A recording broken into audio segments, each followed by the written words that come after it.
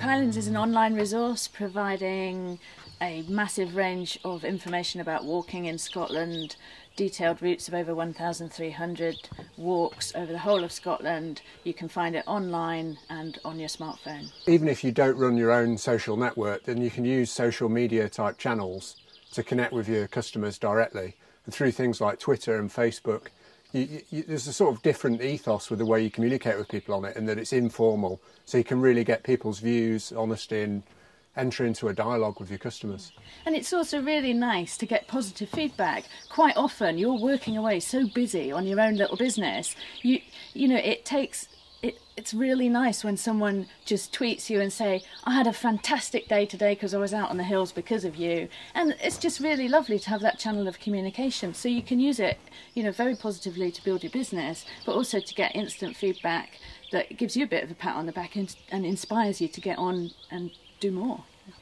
I think our customers, people who use Walk Highlands itself, they're constantly telling us what we can do to improve, what they want, and we've remained totally focused on providing what the customer wants, what the visitor wants. So it improves the visitor experience when they come here, and it drives forward the business constantly.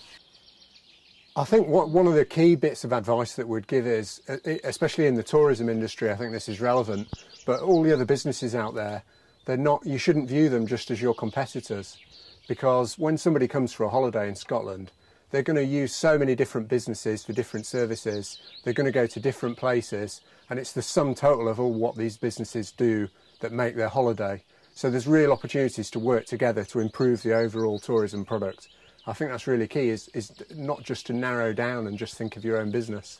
Every time we've worked with another organisation or tourism business, it has brought gains for us and them that we hadn't foreseen. So do try and work with other businesses, even if you now see them as your competitor, because we're all out there trying to improve the visitor experience for people coming to the Highlands.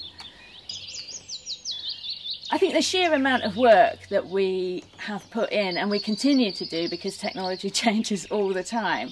So when we first set out, probably the first 2 years, we were easily working 12-hour days constantly, and because we're online 24 hours a day, there's no real let-up from the communication that comes back from our users, so you can work constantly.